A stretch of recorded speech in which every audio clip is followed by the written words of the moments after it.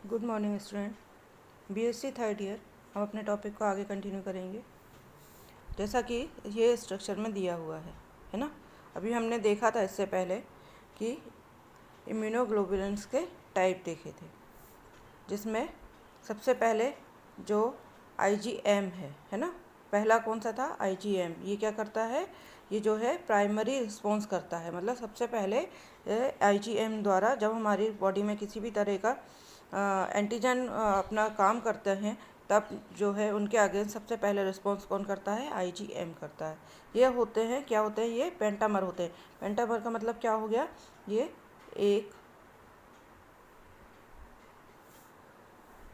1 2 3 4 5 इस तरह से, है ना।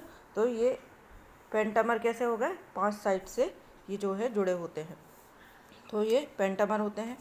फिर दूसरा था आईजीए। ये डाइमर, मतलब दोनों साइड से, 2 साइड से ये जुड़ा होता है। और बाकी जो है आईजीजी, आईजीई और आईजीडी, ये जो है ये सिंगल स्ट्रक्चर वाले होते हैं, वाई शेप्ड होते हैं। ठीक है, ये एक ही साइड से बने होते हैं, वाई शेप्ड, जो हमने अभी देखा था एंटीबॉडी का उसमें। और ये लाइट चेन इसमें, और ये जो है ये हैवी चेन। ठीक है, अब इसके बाद जो हमारा टॉपिक है आगे है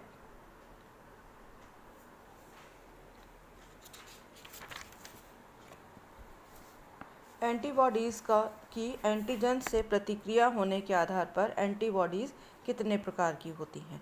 तो सबसे पहले है एंटीटॉक्सिन्स। ये क्या होती हैं? ये एंटीजन को निष्क्रिय करती हैं। जो एंटीजन होते हैं उनको क्या करती हैं? एंटीटॉक्सिन मतलब निष्क्रिय करती हैं। एंटी का मतलब ही हो गया अगेंस्ट काम करना। तो एंटीटॉक्सिन क्या करेगी? ये एंटीजन को निष्क्रिय कर देगी, इनएक्टिव कर देगी। फिर है एग्लूटिनिन्स। ये क्या है? ये इन एंटीबॉडीज़ के कारण कोशिकाओं के गुच्छे या समूह बनते हैं। इसके कारण क्या होता है? इन एंटीबॉडीज़ से क्या होता है कि जो कोशिकाएं हैं उनके गुच्छे बन जाते हैं, बंच बन जाते हैं या समूह बन जाते हैं। ठीक है, फिर है प्रेसिपिटाइन्स। ये क्या होती हैं? ये एंटीबॉडीज़ बिलियन में मौजूद एंटीजन से प्रतिक्रिया कर जटिल पदार्थ बनाती हैं। मतलब एंटीबॉडीज़ क्या करती हैं? बिलियन में, मतलब जो सॉल्युबल होता है उसमें मौजूद एंटीजन्स जो होती हैं उनके प्रति प्रतिक्रिया करके क्या करती हैं? ये जटिल पदार्थ बनाती हैं तथा उनको अवशोषित कर देते हैं। ये केवल घुलनशील एंटीजन से ही प्रतिक्रिया करती हैं। तो इस तरह से यदि आपसे पूछा जाता है कि घुलनशील एंटीजन से प्रतिक्रिया करने वाली एंटीबॉडीज़ हैं तो वो कौन सी हो जाएगी? प्रेसिपिटाइन्स। ठीक है, फिर है लाइसेंस। ये वे एंटीबॉडीज़ हैं जो कॉम्प्लीमेंट के साथ साथ एंटीजेनिक कोशिका को भी विलीन कर देती हैं। मतलब कॉम्प्लीमेंट के साथ साथ ये क्या करती हैं? जो एंटीजेनिक सेल्स हैं, है ना, उनको भी डिसॉल्व कर देती हैं, विलीन कर देती हैं। फिर है ऑप्सोनेंस। ये एंटीबॉडीज़ सूक्ष्म जीवों की सतह या अन्य एंटीजेनिक कणों से जुड़ जाते हैं, जिससे इनका भक्षण फेगोसाइट्स, मैक्रोफेजेस द्वारा आसानी से कर लिया जाता है। ऑप्सोनेंस का क्या है? ये एंटीबॉडीज़ क्या करते हैं? सूक्ष्म जीवों की सतह पर जो माइक्रोब्स होते हैं उनकी सरफेस पे या अन्य एंटीजेनिक कणों से जुड़ जाती हैं, और फिर क्या करती हैं? ये फेगोसाइट्स से या फिर मैक्रोफेजेस से के द्वारा आसानी से कर लिया जाता है इनका भक्षण। मतलब उनको उनके ऊपर अटैक करने का या भक्षण करने का काम फेगोसाइट्स के द्वारा हो जाता है। फिर न्यूट्रलाइजिंग या प्रोटेक्टिव एंटीबॉडीज़, ये क्या करती हैं? ये एंटीबॉडीज़ एंटीजेनिक संक्रमणकारी प्रतिनिधियों को संक्रमणहीन कर देती हैं। मतलब जो एंटीजन जो ज़्यादा इफ़ेक्टिव होते हैं, है ना, उन्हें क्या करती हैं? ये उनके अगेंस्ट काम करके क्या करती हैं? उन्हें नॉन इफेक्टिव बना देती हैं या उन्हें असंक्रमणकारी बना देती हैं, जिनका कोई इफ़ेक्ट नहीं होता है। ये एंटीबॉडीज़ मूलतः विषाणुओं से प्रतिक्रिया कर उन्हें संक्रमणहीन बना देती हैं। मेनली ये किस पे काम करती हैं? विषाणुओं पर। फिर है ब्लॉकिंग या इनहिबिटरी एंटीबॉडीज़। ये एंटीबॉडीज़ एंटीजन से मिलकर उनकी गतिविधियों को रोक देती हैं। क्या करती हैं? ब्लॉक करने का काम हो गया ना एक तरह से। ब्लॉकिंग तो क्या करेंगी? उनके साथ मिलके उनके जो काम है उसको वहीं की वहीं रोक देती हैं, वहीं उनका काम जो है बंद कर देती हैं, ब्लॉक कर देती हैं। इसके बाद है कॉम्प्लीमेंट फिक्सिंग एंटीबॉडी। ये क्या करती हैं? ये एंटीबॉडीज़ एंटीजन के कई गुनी मात्रा के बराबर एंटीजन से जुड़ जाती हैं। मतलब जो उसके जितना एंटीजन है उससे कई डबल तिबल होकर के उससे जुड़ जाती हैं और उसको वहीं पे कंट्रोल कर लेती हैं। इसके बाद है एंटीबॉडीज़ के प्रमुख लक्षण। वो क्या क्या है? जैसे केमिकल नेचर। एंटीबॉडीज़ का केमिकल नेचर क्या है?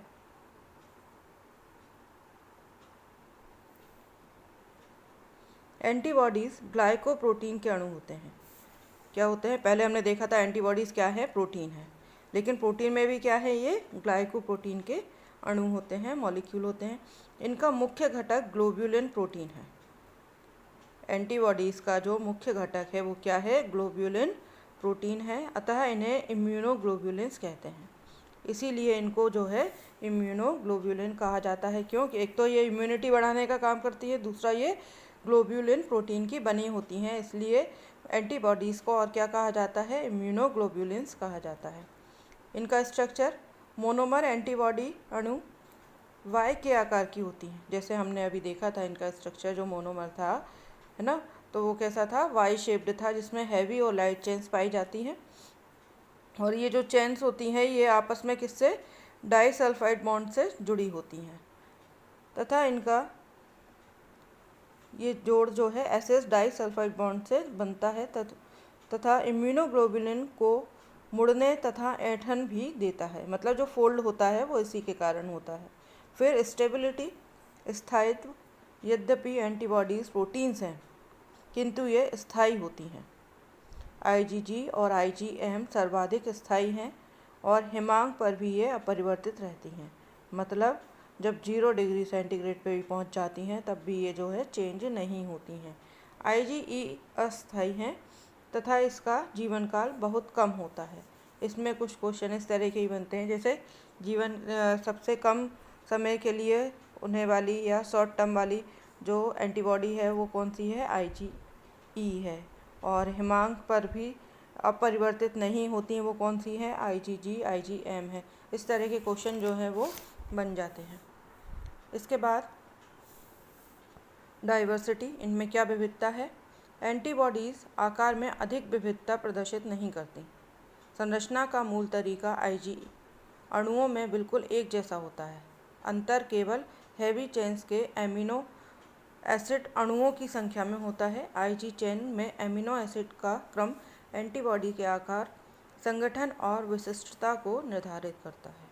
ठीक है, ये इनमें डाइवर्सिटी है इनकी। फिर है स्पेसिफिसिटी, मतलब इनमें क्या विशिष्टता है? ये अति विशिष्ट होती हैं। विशिष्ट एंटीजन के लिए विशिष्ट एंटीबॉडी ही कार्य करती है। मतलब जब ज़्यादा इफ़ेक्टिव एंटीजन होंगे तो उनके लिए जो है ज़्यादा स्पेशल वाली एंटीबॉडी ही काम करेंगी। प्रत्येक एंटीबॉडी में एंटीजन जुड़ने हेतु एंटीबॉडीज़ अणु में FAB क्षेत्र में दोनों भुजाओं में 2 स्थान होते हैं। 2 भुजाएं कौन सी हो गई? जो वाई शेप्ड में हम दोनों साइड हमने देखा था, उन भुजाओं में जो है FAB क्षेत्र होता है, जो कि दोनों भुजाओं में दो स्थान होते हैं। ये स्थान एंटीजन को पहचानते हैं। जो इस तरह का जो भाग था, है ना, तो ये वाला भाग क्या करेगा? इनको पहचानने का काम करेगा तथा उसी एंटीजन से जुड़ते हैं जिसके जुड़ने के लिए ये बने हैं। मतलब जिसके लिए इनको काम करना है उसी के लिए वहीं पर जाकर के ये जुड़ते हैं। FAB क्षेत्र में एमिनो अम्लों का क्रम या विभिन्न खंड जुड़ने वाले स्थान की विशिष्टता उसका आकार तथा संगठन निर्धारित करते हैं। ठीक है, तो ये बात समझ में आई होगी। क्या था? जैसा हमने स्टार्टिंग से देखा, सबसे पहले एंटीबॉडीज़ के स्ट्रक्चर से। एंटीबॉडीज़ क्या होती हैं? ये प्रोटीन होती हैं जो कि मोनोमर होता है। मोनोमर मतलब एक स्ट्रक्चर, इसका जो एक मॉलिक्यूल है वो एक संरचना से बना होता है। पूरा कंप्लीट स्ट्रक्चर क्या है इसका? ये वाला हो गया। ठीक है, अब इसमें 2 तरह की चेन थी। हैवी चेन और ये लाइट चेन, ठीक है। और ये दोनों चेन है किससे, एस सल्फाइड बॉन्ड से जुड़ी रहती हैं। इसमें जो आगे वाला भाग है ये क्या होता है, कांस्टेंट रीजन होता है, जो कि जिसमें कोई चेंजेस नहीं होते हैं, ठीक है। और ये वाला कौन सा होता है, वेरिएबल भाग होता है, जिसमें चेंजेस होते हैं, जिसमें जुड़ते हैं और कम होते हैं। एंटीजन यहाँ पर जुड़ते हैं और कम होते हैं, ठीक है। इसके बाद हमने इसमें देखा एंटीबॉडीज़ के टाइप कौन कौन से, IgM, IgA, IgG, IgE और IgD, जिसमें IgM जो था वो कैसा है, ये पेंटामर है ना, 1 2 3 4 5 इस तरह से, ये क्या है, पेंटामर है। IgA जो है ये डाइमर है, 2 तरफ से जोड़ता है, डाइमर है। और बाकी IgG, IgE और IgD जो है ये सिंपल स्ट्रक्चर है, सिंपल मोनोमर है, ठीक है, इस तरह से, जिसमें हैवी और लाइट चेन्स पाई जाती हैं।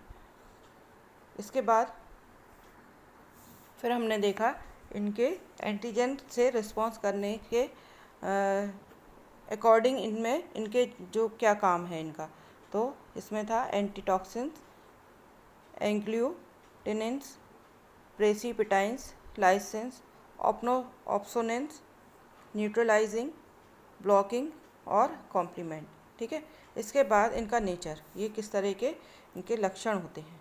तो केमिकल नेचर, संरचना, इनका स्थायित्व, विविधता और विशिष्टता। तो ये सारी चीज़ें जो हैं वो क्या हो गई, ये हो गई सारी एंटीबॉडीज़ के बारे में।